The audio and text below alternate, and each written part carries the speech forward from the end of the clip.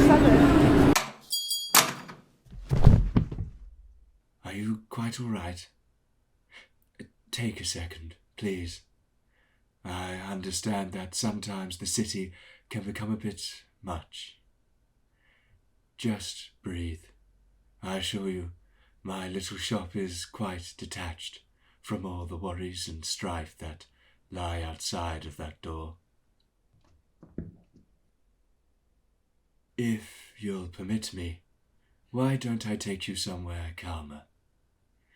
Just relax, close your eyes, and picture the sounds of the countryside.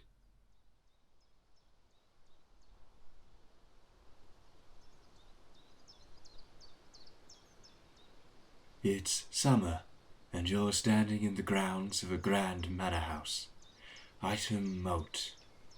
A breeze blows gently against the trees, and the stresses of city life are far away, here in the Kentish countryside. How is that? Feeling a little better?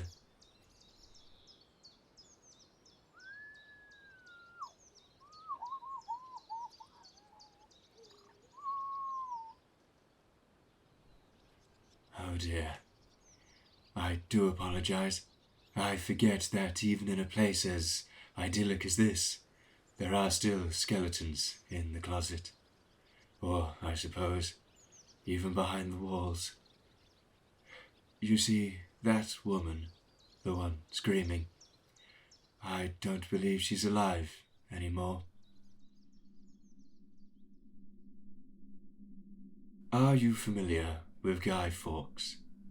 In the early 1600s, he was part of a group of radical Catholics that planned to kill the Protestant King James and replace him with the Catholic Princess Elizabeth. He and his co-conspirators rented a building next to the House of Lords, which happened to share a cellar with the home of English Parliament. The group delivered 36 barrels of gunpowder to this cellar, which they planned to detonate on the 5th of November during the state opening of Parliament, killing the king. However, at around midnight on the 4th, Guy Fawkes and the barrels were discovered.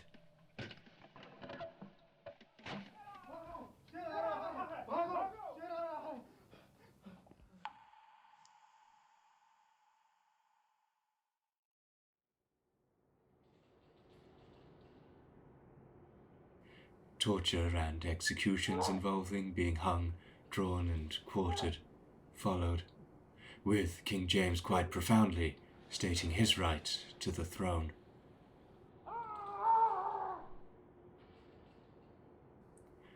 But how were they discovered? You see, Lord Monteagle received an anonymous letter warning him not to attend Parliament on the 5th of November, and it was this letter that was passed on to the authorities, resulting in Guy Fawkes being captured and the plot stopped. But who sent this infamous letter that resulted in the torture and death of so many men? One answer to that is Dorothy Shelby. Lord Monteagle was her cousin, and after catching wind of the plot, wanted to ensure his safety. While she saved his life, she inadvertently sealed her own fate.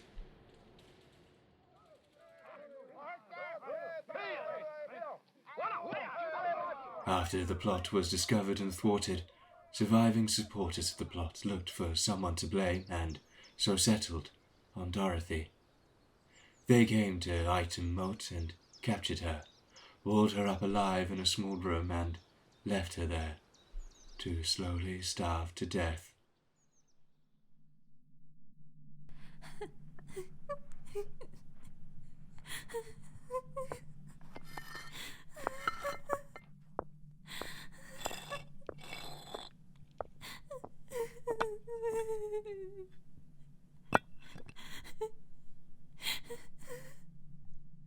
Some 200 years later, in 1872, workmen discovered her skeleton after knocking down her impromptu prison wall.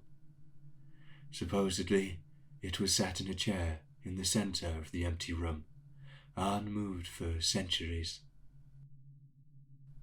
The bones were removed and a priest conducted an exorcism, yet still there continue to be reports of screams from the house and gardens that suggest perhaps she still remains in some capacity.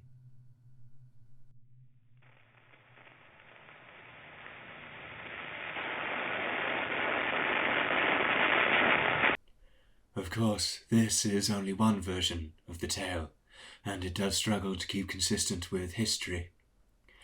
For example, the damning letter may have been written by Francis Tresham, one of the Gunpowder Plot co-conspirators, although that would have meant the plot was more or less over before it had even started.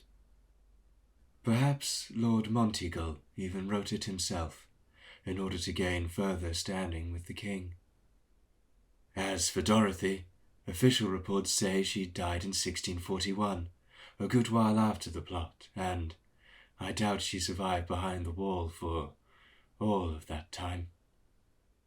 There is even another story where the girl walled up and left to starve was the lover of a priest, punished for her love affair with this awful fate. Although there is some debate about that, and that version of events may be entirely fictional. In any case, I'm sorry our trip to the English country garden took a turn to the darker side. But it does go to show that despite the bustle of the city today, in some ways we do live in slightly less uncertain times. Then again, who knows what tomorrow will bring?